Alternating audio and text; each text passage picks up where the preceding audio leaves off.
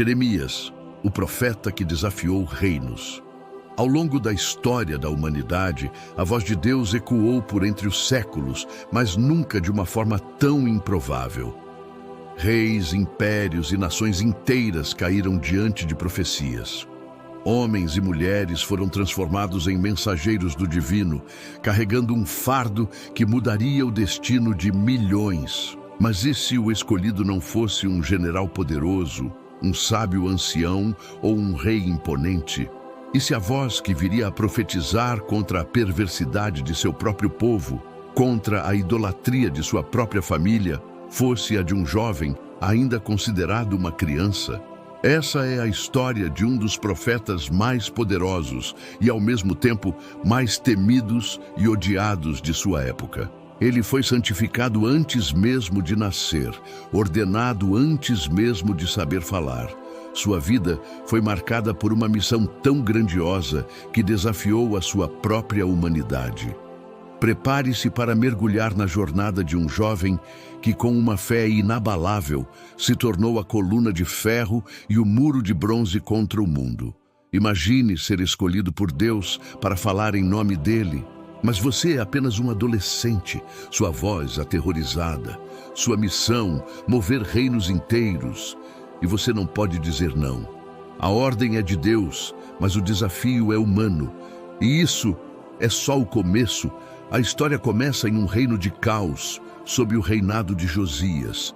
Um jovem sacerdote, chamado Jeremias, recebe uma ordem direta de Deus. Sua missão? Ser uma voz que pode arrancar e demolir, mas também edificar e plantar nações. Mas como ele, um menino, pode fazer algo assim? Deus mesmo estende a mão, toca a sua boca e diz: "Eu tenho colocado minhas palavras em tua boca." O plano de ação é claro. Jeremias não fala por si mesmo. Ele fala o que Deus o ordena a falar. A jornada de um profeta menino começa. Você já se sentiu pequeno demais para a tarefa à sua frente? Jeremias sentiu. Ele olhou para a missão monumental e, com medo, disse: "Ah, Senhor, eu sou apenas uma criança, não posso falar." A motivação de Jeremias não vinha de sua própria força, mas da promessa de Deus. A promessa de que ele não estaria sozinho. A promessa que ecoa até hoje. Não digas: "Eu sou uma criança." Não temas a sua face, pois eu estou contigo para te livrar. Mas a missão tem uma reviravolta. Jeremias recebe duas visões que mudam o jogo. A primeira, uma vara de amendoeira, símbolo de que a palavra de Deus se cumprirá rapidamente. Mas a segunda é a que traz o grande desafio.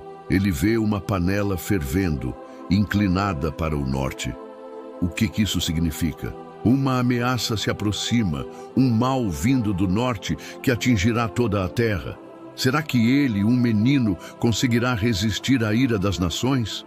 Você não vai acreditar como ele se prepara para esse confronto. Algumas pessoas poderiam dizer que o que Jeremias estava fazendo era impossível e até irresponsável. Quem era ele para se levantar contra reis, príncipes e sacerdotes? Afinal, o povo se sentia seguro, adorando seus ídolos e seguindo seus próprios caminhos. Mas a verdade é que o plano de Jeremias não era dele. A ordem de Deus era clara. Ele traria um juízo contra o povo por toda a sua perversidade, por terem adorado as obras das suas próprias mãos e abandonado o verdadeiro Deus. Jeremias sabia que o maior erro que ele poderia cometer era ceder ao medo, à fraqueza humana. "Não estejas desanimado diante deles", disse Deus. Essa foi a grande lição. Não era sobre a sua própria força, mas sobre a sua obediência. E foi esse detalhe, a confiança inabalável na promessa de Deus, que salvou a missão de Jeremias. E a promessa se cumpre. Deus faz de Jeremias uma cidade protegida, uma coluna de ferro e um muro de bronze. Todos lutarão contra ele. Os reis, os príncipes, os sacerdotes, mas não conseguirão vencê-lo. A razão, a promessa de Deus: "Eu estou contigo para te livrar." Essa certeza mudou a vida dele para sempre, mostrando que a fé é a verdadeira fortaleza. Mas a jornada de Jeremias não termina aqui.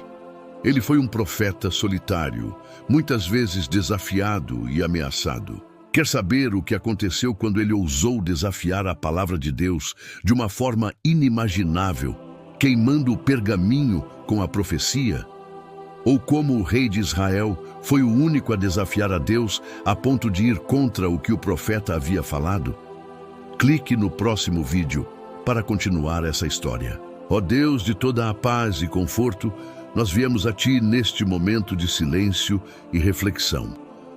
Nossos corações estão pesados com os fardos que carregamos, com as preocupações que nos afligem e as dores que parecem não ter fim. Tu conheces cada lágrima que escorre, cada suspiro que escapa da nossa alma.